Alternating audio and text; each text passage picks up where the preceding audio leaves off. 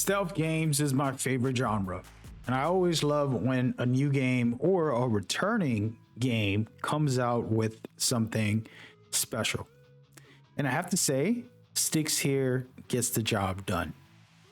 It is a very straightforward stealth game to the max, and I would recommend it for anybody who truly loves stealth.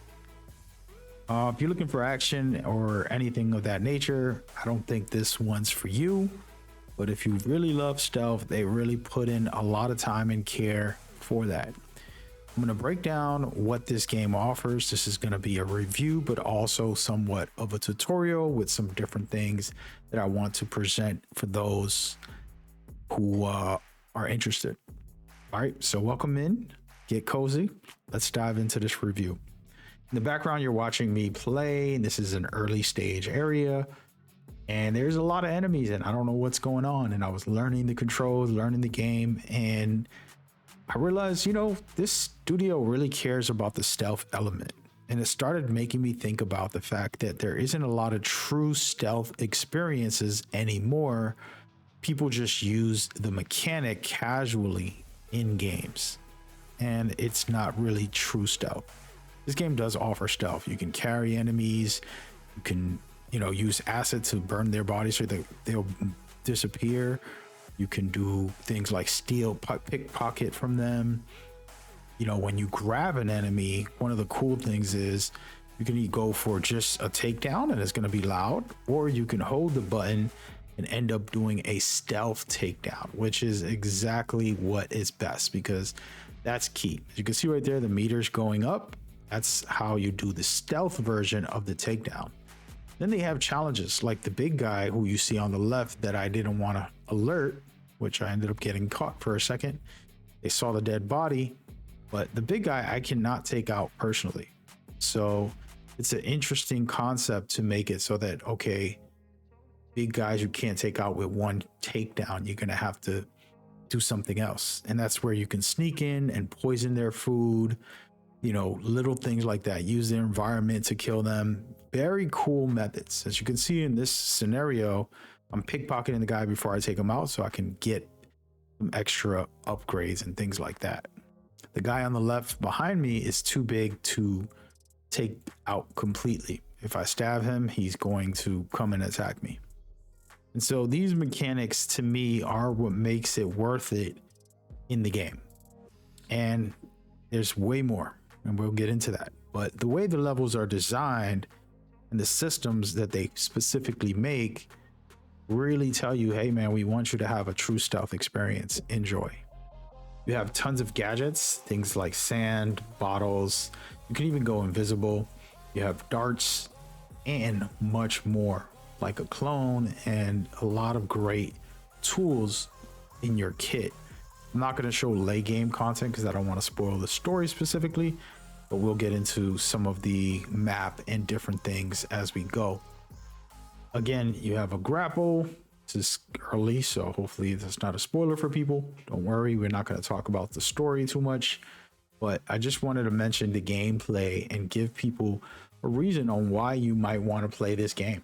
It might be right up your alley. And if you're not into stealth games and you just like, hey, well, let me try a stealth game, you can try this out, see for yourself. This is the third game in the series, Blades of Greed, which actually fits the storyline, which I'll get into a little later. Now, I love this because this was the second area that I was in and I didn't know nothing about these creatures. And I went in like a madman thinking I'm gonna make it through, but they're very alert for you, so you have to be careful. They're spitting at you and throwing acid back at you, and it gets pretty intense. And this game does that, right? There's different areas in the game that are pretty interesting and new, and it has some variety. Instead of facing human enemies that I got used to battling, I had to start facing these creatures that were very deadly and difficult to even just be around. So at times I couldn't stealth my way through. For example, you're watching in the background and it's like, okay, I'm out of here. It is what it is. And so personally, I enjoyed the game and I had fun kind of exploring, and there's different areas. And this is a game, one of the biggest tips, if we're going to do a tip part of this review, just take your time. It's one of those games where they did a lot of detail. If you rush through it, you miss out on the fun about having the stealth skills and mechanics and all of the features. So personally, I would say take your time and don't rush. If you want to hear some negatives, one of the first negatives I want to mention is the autosave system. It's a decent system, okay? But sometimes it would save in the most worst possible location. Like I'm in front of an enemy, it'll literally save me right at that point. And that was a major issue. Hopefully the devs updated. I am going to inform them about this. If you're watching this, I just saved it again because of that issue that I disliked. And again, it's not a gameplay mechanic, but it messes with the gameplay.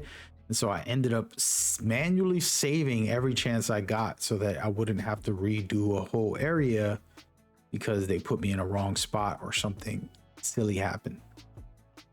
These are the kind of things that I'll complain about. I'll talk about like actual gameplay issues and things that I might see.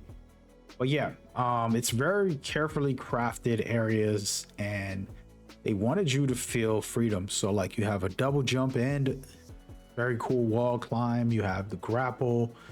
Have a lot of capability to do some good things in the game. And I got some more footage that I'm going to show, but I just wanted to kind of give y'all me just exploring an area for the first time. I didn't know where to go, what to do. And it was, you know, an interesting area too, visually. And this game is not going to win an award for like photorealistic graphics, but it did it well. And, you know, it fits the Styx universe and it sticks to what it's good at. So gotta credit them for that. As far as visuals go, the level design and things like this, for example, the little insects would kill me if I stepped on them. And again, like I told you, it fits the atmosphere, the environment, and the scenario that I'm currently in compared to, you know, other things. But I want to talk about performance very quickly before we get into other things. I have only played the full game on the PlayStation 5. That's the footage that you're watching. I did play on PC about halfway through, and I don't know, you know, I didn't have the max PC high end, so I didn't want to judge the game. It wasn't performing as well as I wanted it to. But on the PlayStation 5, it played extremely well, very smooth, not a lot of crazy scenarios. I might have had a frame rate or two dropped here and there, but it wasn't anything that was game breaking.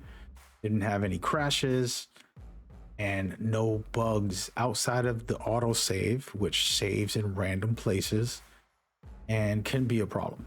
And that is my biggest gripe as far as performance goes overall. And then again, like I said, visually and performance wise, graphics aren't top of the end, some magical masterpiece, but you know, well done. As you can see, I'm using my poison, pickpocketing this guy.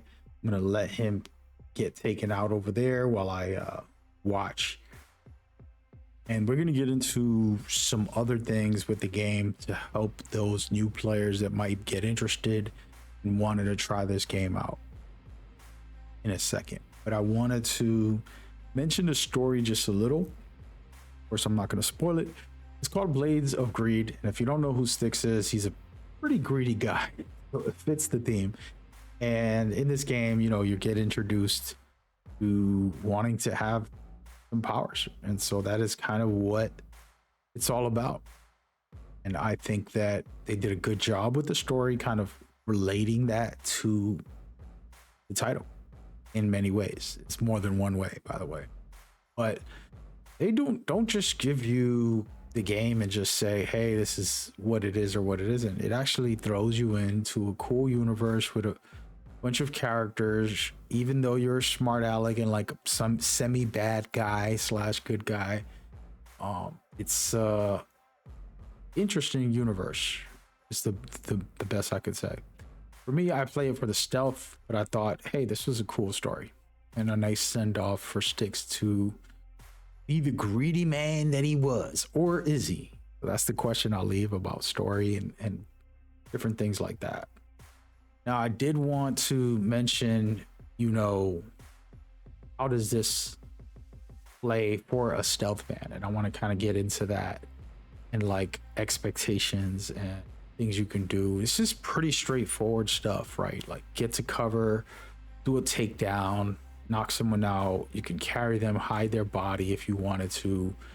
I do like the fact that, overall, they give you so many tools. As I played, I became way more powerful. Became a little too confident in my abilities. If I didn't have the skills to get away with things, I would literally just use an ability like invisibility and just cheese my way through the stealth. And the reason I'll bring this topic up is because I did do a half a run, not a full run, to see if I can turn it into an action game. And I really wasn't into it. I think, I was speed running through areas and kind of just trying to melee enemies. And it's not the way to go. I think that the best way to play this game is doing the stealth type of elements that I'm doing and you're watching in the background. I was just taking my time and enjoying the game and kind of cooling out. And so that's what I recommend. Somebody who loves stealth, and people will enjoy it. Action is not going to be the answer. And if you're not that good at stealth, this is going to be a challenging game for you. And if you're not willing to just be good, for example, this guy sees me and I, got lucky in this scenario. I think, not even sure if I die here, but he's putting in his work. I can dash and all that, but I got to spam him to get him taken care of. And you're not some superhero, and that's cool. That's actually good in stealth games because you want to feel like you have to sneak. If you become a superhero, there's no stealth at all. So I actually love that about this game. And like I said, for stealth fans, I do recommend that. I don't think this is a game of the year, by the way. I don't think it's going to impress the whole world but if you're looking for a stealth game, guaranteed this will be it. Now I want to kind of jump into a different section and kind of not turn this into a spoiler, but this is like the middle of the game, instead of the footage that you were watching, which was pretty late. This footage here is me entering into these ships that are flying in the sky and basically just doing a little stealth run, trying to take the ship. Okay. And it's not really complicated things. It's pretty much stealth, sneak, do what you have to do as a player. But what I liked about it was that, I got into this very cool rhythm and I really started flowing and feeling good about like, okay, I'm taking over these ships. And I found ways to kind of dominate the ship. And I'm showcasing the interior of the ship, but there's exterior areas as well that I'm supposed to take out. And I wanted to go through an example of me getting to another ship right after that one you just saw. Of course, saving the file because there was too many issues with the autosave.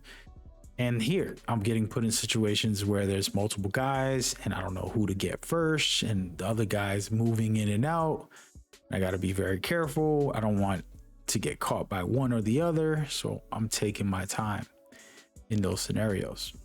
And this is why stealth is cool. It's kind of like a puzzle game, and you got to have precision or timing and some patience to be smart about when to attack.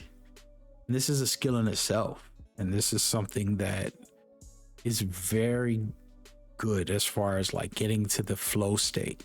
And this is what I'll say, like I play very difficult games, Souls-like games and other games that are high difficulty, but these games might seem like they're not. But if you get into the flow state and you're being creative and you're not getting caught, it's an amazing feeling.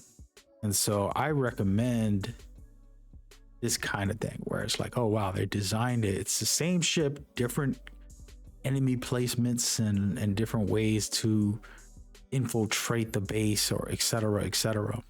And so for me, that is where the game shines, okay, personally, and things like that.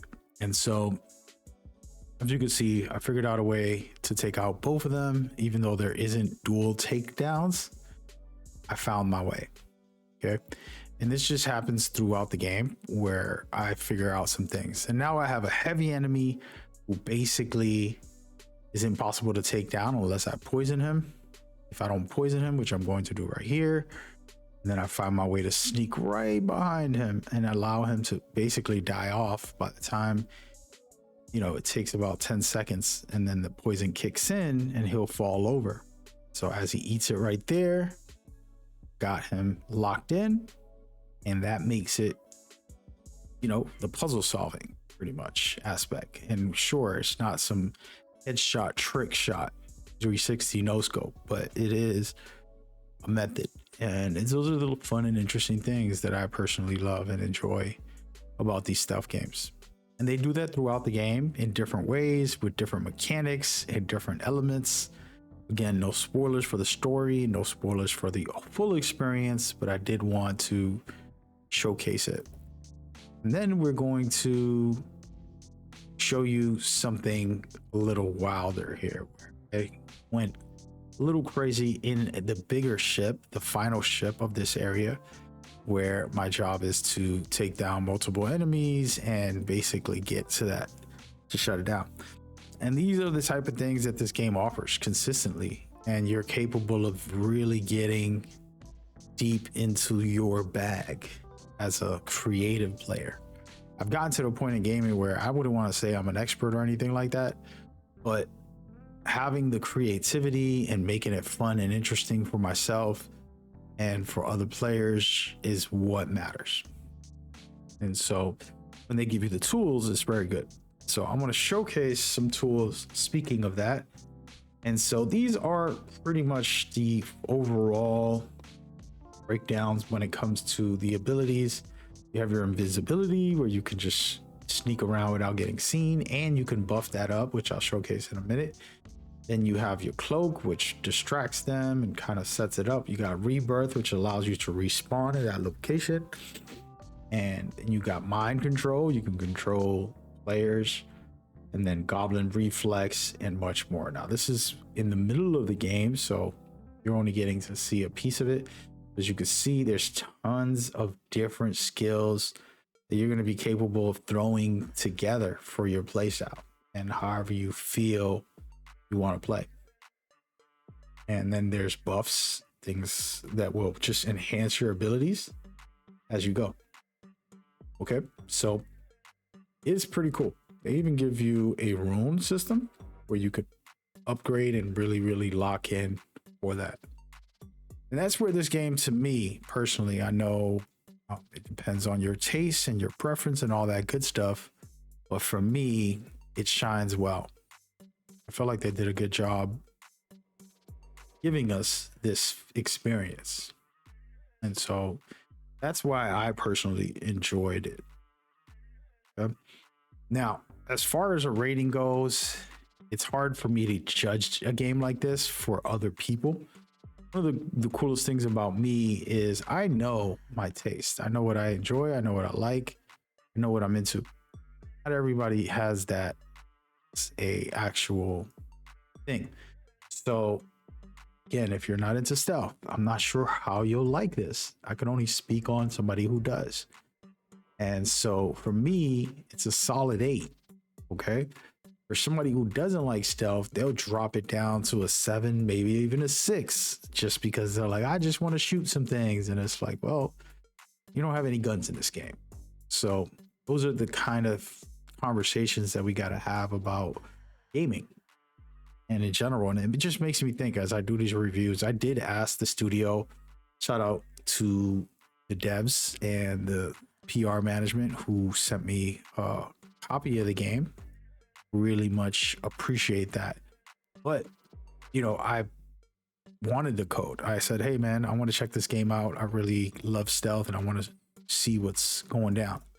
They were kind enough to send me one. The community manager, Frank, shout out to him, giving me the PlayStation 5 code, and I got the PC code from Lurkin. So shout out to them as well. But, you know, I asked for this because I knew I was going to enjoy it, because I did enjoy the first two. And I said, hey, a true stealth game, that's for me. Let's do it. And so, yeah, you're going to get these carefully crafted areas, and you're going to get big areas. You can go anywhere and everywhere in the map. There's tons of challenges for the stealth run play style. There's plenty of parkour elements that you're going to be able to do. There's so much of that, and I do recommend it for those people who are into that kind of gameplay. So yeah, that's my whole breakdown. Hopefully it was helpful as far as guides, tips, and tricks as well. Maybe you guys learned something and we can continue going from here. Appreciate you guys. Like, subscribe, and comment. Go check out more videos that I drop on the channel. Take care.